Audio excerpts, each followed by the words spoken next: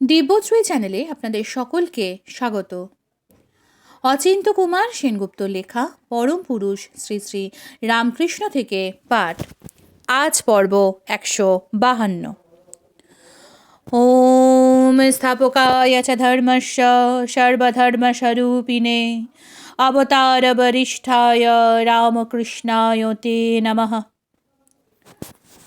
প্রতীক্ষা করে থাকো, বিশ্বাস হারিও না।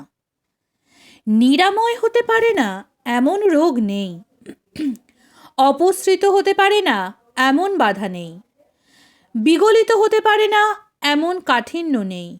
আর ঈশ্বরের শক্তি, কোথাও তার সীমারেখা টানতে চেও না। আরোপ করো না কোনো শর্তের ঘেরাটোপ। সমস্ত নিয়ম নির্দেশের বাইরে তার ইচ্ছা। আনন্দ পাও বা না পাও, তাকে ধরে থাকো, চালিয়ে যাও ধ্যান ধারণা। অভ্যাস যোগের পৃষ্ঠা উল্টিয়ে যাও, পড়ে থাকো, লেগে থাকো। বাকি রাতটুকু কোনো রকমে কাটিয়ে দাও জেগে থেকে।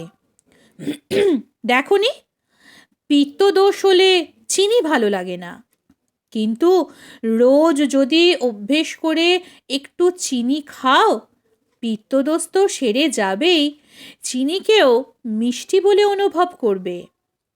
পিত্তদোষ মানে অবিদ্যা দোষ, আর চিনি মানে ঈশ্বর প্রীতি। একটু একটু রোজ সাধন ভজন নাম জপ করো, দেখবে অবিদ্যা দোষ কেটে যাচ্ছে আর সুস্বাদু লাগছে ভগবানকে।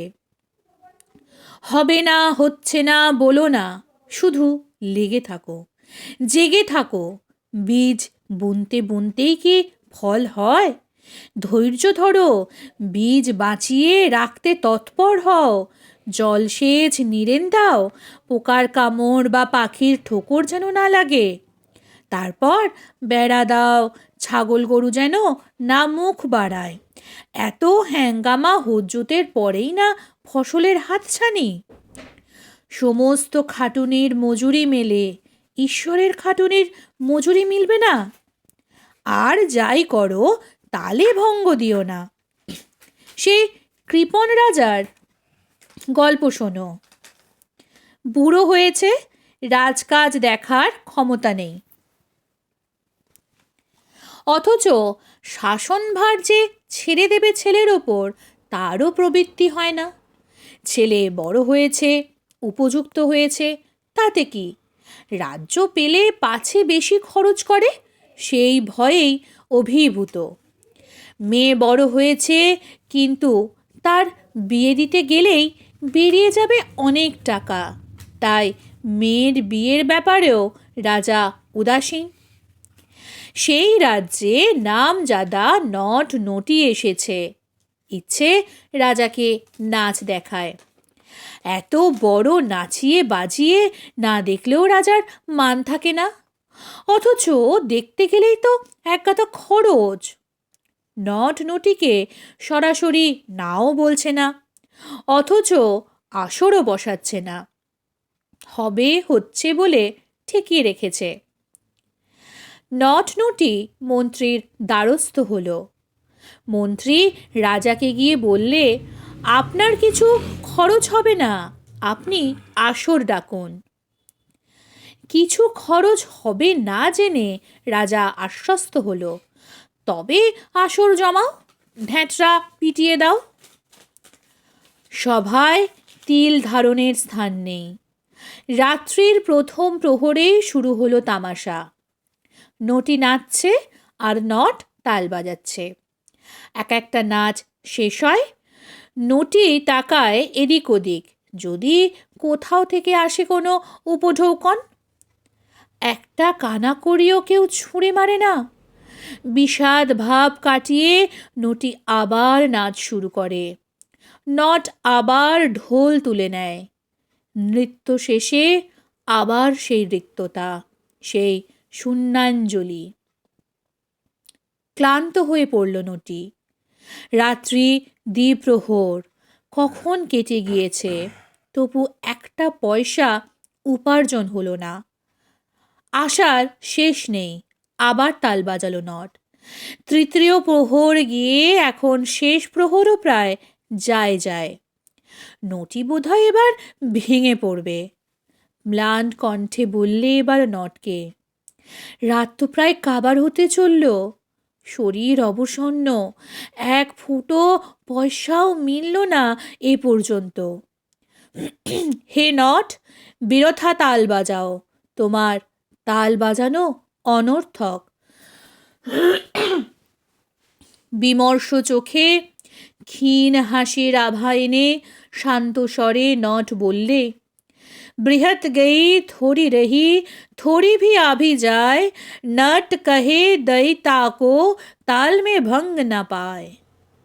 রাতের অনেকটাই চলে গেছে, তবু অল্প কিছু এখনো আছে। নট তার প্রিয়াকে বলছে, এখনই তালে বঙ্গ দিও না, এখনই অন্ধ বন্ধ করো না পাখা। এখনো আশার জলসেক নিঃশেষ হয়নি, এখনো প্রদীপে খানিকটা তেল আছে, সম্পূর্ণ পুড়ে যায়নি মোমবাতি। যতক্ষণ বর্ষে ততক্ষণ অর্ষে। হেরে যেও না, ছেড়ে দিও না, নিচে যাও, আমিও বাজিয়ে যাই। নটের কথা শুনে অঘটন ঘটে গেল। এক সাধু ফকির ছিল দর্শকদের মধ্যে। সে তার কম্বলখানা, তার একমাত্র সম্পত্তি দিয়ে দিল নটকে। যুবরাজ তার হাত থেকে খুলে দিল সোনার তাগা, আর রাজকুমারী তার গলার থেকে তুলে নিল রত্নমালা। রাজা ভ্যাবাচাকা খেয়ে গেল। সাধুকে বললে, এ কি ব্যাপার? সাধু বললে, নটের ওই মন্ত্র শুনে দিব্যচক্ষু খুলে গেল। মন্ত্র? হ্যাঁ, ওই যে বললে তাল মে ভঙ্গ না পায়, সেই মন্ত্র। অনেক দিন থেকে সাধুগিরি করে ঘুরেছি দেশে দেশে, সেই ছেলেবেলা থেকে। বুড়ো হয়ে পড়েছি এখন। কি কষ্টের যে ওই সাধুগিরি, আর পোষাচ্ছে না এই বার্ধক্যে। ঠিক করেছিলুম গৃহস্থ জীবনে আবার ফিরে যাব, বাকি কটা দিন কাটাবো একটু আলস্যে আরামে। এমন সময় এই নটের মন্ত্র কানে গেল। অনেক গেছে, অল্প আছে, কে জানে এই অল্পই হয়তো অনেক, অল্প যেতে যেতেও হয়তো অনেক। নিচে যাও, বাজিয়ে যাও, তাল কাটিয়ে দিও না, স্বস্থানে নিয়ত স্থিত থাকো। তাই ঠিক করলাম, জীবনের বাকি কটা দিন যেমন সাধুগিরি করছিলাম তেমনি সাধুগিরি করে যাব। আর তুমি? রাজা জিজ্ঞেস করল যুবরাজকে। ঠিক করেছিলাম গোপনে আপনাকে হত্যা করে রাজা হব। এমন সময় অতাল ভঙ্গের মন্ত্র এলো। ভাবলাম বৃদ্ধ রাজা কদিনবার বাঁচবে, বাকি অল্পকালের জন্যে কেন পিতৃহত্যার পাতকে লিপ্ত হই? যাক না যেমন যাচ্ছে, আর কটাই বা দিন, কেন সন্তান ধর্ম থেকে বিচ্যুত হই? তাই মন্ত্রদাতাকে গুরু প্রণামী স্বরূপ দিলাম ওই হাতের তাগা। আর তুমি?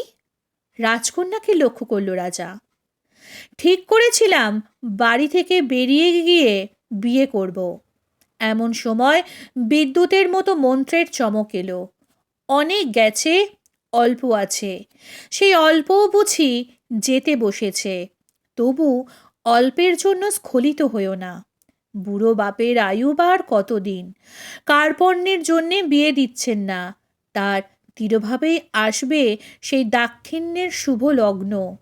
কেন দুদিনের জন্যে রাজকুলে কালি দিই, আপনাকে ক্লিষ্ট করি?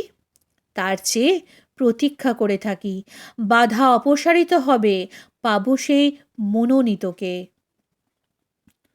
মহাজ্ঞানস্বরূপ ফল লাভ করল রাজা।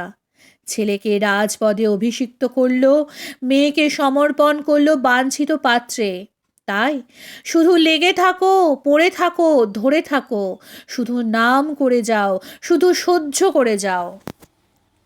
ঠাকুর হৃদয়কে বলতেন, তুই আমার কথা সহ্য করবি, আমি তোর কথা সহ্য করব, তবে হবে।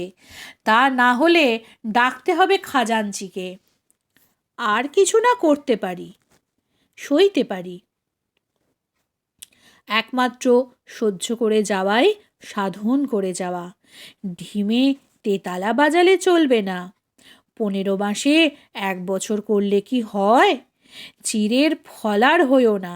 জোর করো, রোখ করো, উঠে পড়ে লাগো, কোমর বাঁধো, এগিয়ে গিয়ে ধরো। এগিয়ে গিয়ে ধরার নামই শরণাগতি। ভক্তিমান কে? যে শক্তিমান সেই আসলে ভক্তিমান। আর শক্তি হচ্ছে সহ্য করার শক্তি, আঁকড়ে থাকবার শক্তি। মাস্টারকে বললেন, সকলেরই যে বেশি তপস্যা করতে হয় তা নয়, কারু কারু চট করে হয়ে যায়। আমার কিন্তু বড় বেশি কষ্ট করতে হয়েছিল। মাটির ঢিপি মাথায় দিয়ে পড়ে থাকতাম। কোথা দিয়ে দিন চলে যেত, কেবল মা মা বলে ডাকতাম, মা মা বলে কাঁদতাম। সেই তো একমাত্র ডাক, যে ডাকে শ্রান্তি নেই, যে ডাক সাড়া না আনলেও সান্ত্বনা আনে।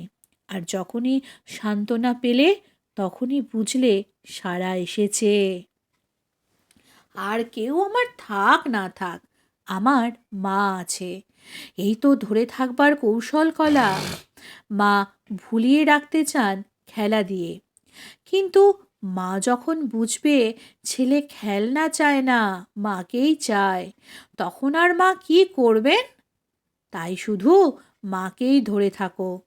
যখন তার সত্ত্বে আছি তখন তার ঘরে আমারও হিস্সা আছে। আমি ভয় ভাবনা শূন্য। উঠোনের দোষ দিও না, শুধু নেচে যাও। যারা খেলতে জানে তারা কানাকড়িতেও খেলে। আর সব পুরনো হয়ে যায়, তেতো হয়ে যায়, শুধু ঈশ্বর প্রীতিতেই বিষাদ নেই, একঘেয়েমি নেই। তদেব রম্যং রুচিরং নব্যং নব্যং। নবীনের থেকেও নবীনতর ঈশ্বর। শুধু মা নামেই অরুচি নেই, মা নামেই বিশ্বাস, মা নামেই ব্যাকুলতা। ডাকলেই মনে হয় যেন পাশের ঘরে রান্নাঘরে আছেন, এক্ষুনি ছুটে আসবেন। আছেন এইটি বুঝিয়ে বিশ্বাস আনান, আর আসবেন এইটি বুঝিয়ে আনান ব্যাকুলতা। আর যদি একবার বিশ্বাস আর ব্যাকুলতা আসে তবে ঈশ্বরই চলে আসবেন। আর ঠাকুর বললেন, ঈশ্বর দর্শনের জন্যেই নরজন্ম। চক্ষের এত তৃষ্ণা শেষ এই ঈশ্বরকে দেখব বলে। তাই সমস্ত বন্ধ কুঠুরির চাবিকাঠি হচ্ছে মা ডাক, মাতৃস্তোত্র করো। হে শরণাগতের আর্তিহারিণী, অখিল জগতের জনয়িত্রী, সর্বচরাচরের অধীশ্বরী, আমার প্রতি প্রসন্ন হও। তুমি যদি প্রসন্ন হও তাহলে আর আমার ভয় কি? তাহলে আর আমার কিসের দৈন্য কাতর্য, কিসের বা অজ্ঞান অবোধ? তুমি জগদ্ধাত্রী, মহতী মোহী মূর্তি। মৃত্তিকা হয়ে সবাইকে আঁকড়ে আছো, আবার জল হয়ে আপ্যায়িত করছো সবাইকে। আমাকে তাই তুমি কোলে ধরো, স্তন্যদনে স্নিগ্ধ করো। ধারণ পোষণের উৎস তুমি, তোমার শক্তির সঙ্গে কে এঁটে উঠবে? তুমি অলঙ্ঘ বীর্যা, তোমার বীর্য বিভবের অন্ত কোথায়? তুমি সর্বব্যাপিনী স্থিতি শক্তি, তুমি বিশ্বের বীজ, তুমি আবার প্রকাশ পল্লব, তুমি পরমা মায়া, তুমি সম্মোহিনী, তুমি আবার মোক্ষদাত্রী। তুমি শুধু প্রসন্ন হও, প্রসন্ন হলেই কাম কাঞ্চনের লাজ লজ্জা খসে পড়বে, উদ্ভাসিত হবে তোমার অভয় অক্ষয় মাতৃমূর্তি। তাই তুমি সমস্ত রূপিণী বিদ্যামূর্তি। যা কিছু দেখি সব তোমারই ভেদ, তোমারই ভাগ। জগৎ জোড়া সমস্ত স্ত্রী তুমি, তোমারই বিকিরণ। মাতৃস্বরূপে সমস্ত বিশ্বকে তুমি পরিপূর্ণ করেছ, সমাচ্ছন্ন করেছ তোমার নামে। তোমার আমি কি স্তুতি করব? তবু তোমার নাম করি, তোমার স্তোত্র পড়ি, সে শুধু আমার বাক্য শুদ্ধির জন্যে। তুমি নিত্য স্তুতা, যেহেতু তুমি সর্বভূতা সর্বমুক্তি বিধাত্রী। এমন কি উক্তি আছে যে অবাক গোচরাকে ব্যাখ্যা করে? তুমি তোমার বেত্তা, তুমি তোমার ব্যাখ্যাতা, তুমি সর্বলোকের হৃদয়ের বুদ্ধিরূপে বিরাজমান, তুমি নিশ্চয়ত্বিক বৃত্তি। স্বর্গও দাও, অপবর্গও দাও, ভোগ দাও, আবার দাও ভোগাতীত সম্ভোগ। তোমাকে প্রণাম। তুমি মুহূর্ত, তুমি পরিণাম, তুমি কালের পরিচ্ছেদ, তুমি আবার অপরিচ্ছন্ন সত্তা, সকলের হয়েও প্রত্যেকের, ব্যষ্টির নয় সমষ্টির সংহার কর্ত্রী। তুমি সর্বমঙ্গলের মঙ্গলকারিণী, শুভময়ী, সমস্ত বাঞ্ছিতকারী, সর্বাভীষ্ট সাধিকা। তুমি আশ্রয় নিয়া ত্রিনয়না গৌরী, তোমার ত্রিনেত্র সূর্য চন্দ্র আর বহ্নি, স্থূল সূক্ষ্ম আর কারণ, স্মৃতি কল্পনা আর আশা, শব্দ স্পর্শ আর রস, অতীত বর্তমান আর ভবিষ্যৎ। তুমি সৌম্যা মনোহরা, তুমি মহতী চিতিশক্তি। তোমার তিন স্পন্দন, সৃষ্টি স্থিতি আর বিনাশ। গুণত্রয় যখন তোমার আধারে প্রকাশিত হয়, যখন তুমি গুণময়ী, সৃষ্টি স্থিতি প্রলয়ের তিন আবর্তনের অতীত, তুমি আবার নিত্যা সনাতনী, শরণাগত দীন ও আর্তের তুমি পরিত্রাণ পরায়ণা। তোমাকে বুঝিনি বলেই তো আমি দীন, তোমারে পাইনি বলেই তো আমি আর্ত। তারপর যখন বুঝি কোথায় আমার আশ্রয়, কোথায় আমার প্রতিষ্ঠা, তখনই দেখি, হে নিবৃত্তিকারিণী, তুমি আমার সর্ব অভাব মোচন করেছ। তুমি ব্রাহ্মণী, তুমি সর্বব্যাপিনী, বিশ্বকল্পনা। তোমার কমণ্ডলুর কুশপুত বাড়ি খরণ করো। তোমার এই বাড়ি সিঞ্চন যারা ছাড়া কর্মপিপাসা নিবৃত্ত হবার নয়। ত্রিশূল চন্দ্র আর অহি তুমি ধারণ করে আছো জ্ঞানে আর মনে, কুলকুণ্ডলিনী জাগাবে বলে।